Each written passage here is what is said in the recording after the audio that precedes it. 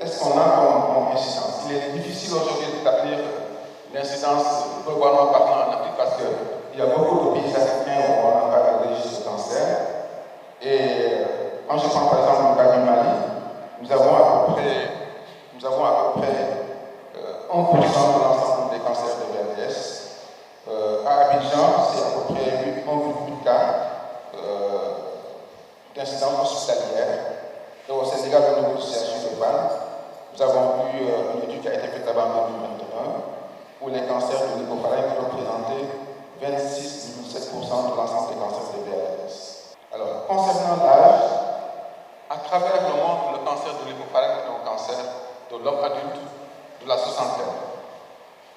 60 ans à 92 ans, avec un pic d'incidence dans le monde qui se situe autour de la 5e décade. On a moyen de 55 ans pour les hommes et de 60 ans pour les femmes dans les pays développés. Et on peut aujourd'hui dire quand même qu'il est rare en Europe et en Occident de voir un cancer de l'hypopharynx chez des sujets de moins de 40 ans. La moyenne d'âge était de 62 ans dans l'étude de Rochefort et de 38% dans l'autre étude. En Afrique, les séries africaines, en tout cas l'Afrique de l'Ouest, ont été marquées par la jeunesse des séries. Le jeune âge des patients est très remarquable et les études de Doumbouya au Mali avaient montré qu'il y avait un âge moyen de 44 ans. Elle valait une thèse que j'avais dirigée avec mon ami le professeur El Makar de Domanchot. Là également, dans cette thèse qui a été réalisée à Dakar avec les séries et les malades de la Mauritanie, l'âge moyen est de 49 ans. Au Sénégal, toutes les séries et les thèses, les travaux et les publications montrent effectivement un jeune âge, une moyenne d'âge en 97 de 33 ans. Une autre série qui a été reprise par Diop avait montré un âge moyen de 44 ans. Et la série de Boussara avait montré un âge moyen de 40 ans.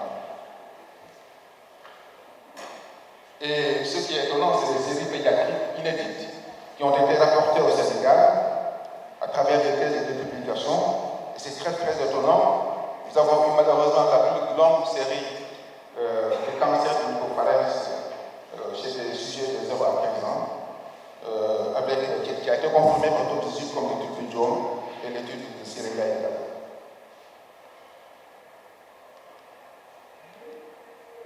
Voilà un enfant de 12 ans qui présente un cancer très évolué de l'hypopharynx et qui a été gastrostomisé pour cela.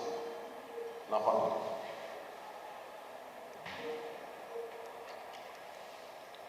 Le sexe à travers la littérature, c'est la prédominance masculine. À travers la littérature, toutes les séries ont montré effectivement que le sexe masculin domine. Cependant, dans les séries africaines, au Sénégal, on a une prédominance féminine. C'est très étonnant, mais c'est comme ça. La prédominance féminine avérée au Sénégal a été rapportée par Bouchara dans la série du Diop et dans la série de Gaï. Et au Mali également, Doumbouya a rapporté une série avec une prédominance féminine de 66%. Les facteurs de risque, alcool et tabac, sont des facteurs classiques que nous connaissons tous.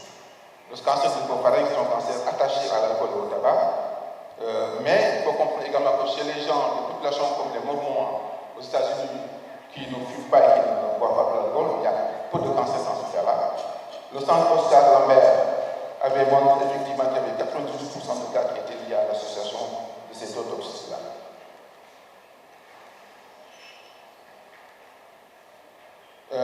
Dans une revue de 15 études en Europe et en Amérique du Nord, nous avons montré, les auteurs ont montré quand même que le tabac et l'alcool étaient incriminés dans la genèse de ce cancer de l'hypopharynx.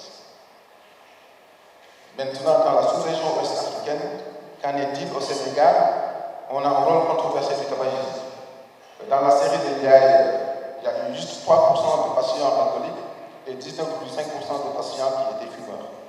La thèse de Halek également en 2016 avait montré un taux de à peu près 26%, tandis que la série de Bouchara, c'est 3,4% d'alcool et 10% de tabac. Au Mali également, Doumbouya avait à peu près un tabagisme dans 37% des cas. Les facteurs alimentaires, nous Nous savons aujourd'hui qu'il y a peu de cancers chez les personnes consommant les fruits et les légumes. Ça, c'est une donnée actuelle aujourd'hui. Mais dans les séries que nous avons eues ici, la carence en fer est une donnée dans les séries sénégalaises en tout cas. Nous avons des femmes jeunes qui présentent un cancer qui pourrait être en rapport avec l'anémie ferritive, comme c'est le cas des cancers chez les femmes dans les pays scandinaves. Ici au Sénégal, quand vous avez un cancer rectocurviculaire,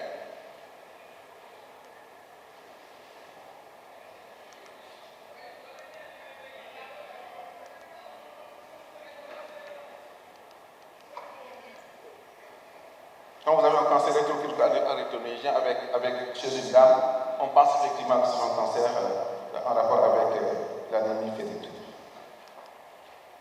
Les facteurs viraux existent, on a vu tout à l'heure la présentation de Bagat, mais c'est un peu rare, en tout cas au Sénégal, d'avoir un cancer de l'hypopharynx associé à HPV. Ça existe à travers le monde avec les sérotypes 16 et 18. La présence de HPV est parfois liée à des tissus amygdaliens ectopiques dans l'hypopharynx.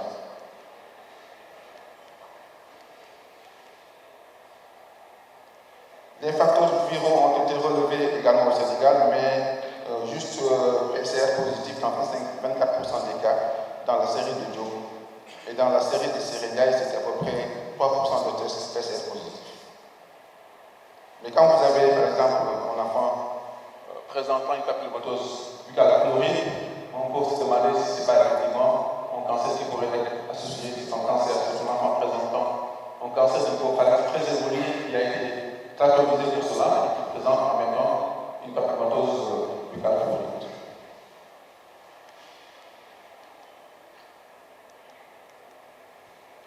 Il y a aussi les facteurs professionnels environnementaux. Là aussi, c'est quelque chose qu'on connaît, l'exposition à l'amiante et dans le raffinage, la poussière de bois. Les facteurs génétiques, oui, on en parle. Il y a souvent des profils génétiques constitutionnels et suggéristes. Et les autres facteurs, on ne les maîtrise pas, c'est le RGO. C'est le RGO, c'est également des boissons chaudes, c'est les irradiations qui vont donner des sarcomes. Et également, c'est peut-être des problèmes de marijuana. Quand vous avez un cancer de l'hypopharynx, c'est donc qui consomment le marijuana, c'est peut-être un cancer qui se déclare chez un jeune. Mais ces facteurs sont difficiles à maîtriser, notamment, il n'y a pas beaucoup d'études qui ont établi la relation de cause à effet avec du cancer de l'hypopharynx et du RGO. En conclusion, je dirais que c'est un cancer qui intéresse à peu près 8 à 10% des cancers des VADS. Et c'est un véritable problème de santé publique au Sénégal. Cela nécessite quand même que la SORLAF puisse présenter, engager une étude multicentrique, parce que les données que nous avons sont des données restreintes. Mais je pense que le rôle de la SORLAF pourrait être effectivement de faire de sorte qu'il y ait des données multicentriques sur les cancers du l'hypopharynx pour voir quelle est réellement l'épidémiologie pour engager une recherche dans ce sens. La recherche est inévitable. Il faut aller chercher des facteurs nutritionnels, l'anémie ferritique, les virus, et surtout développer des centres de recherche en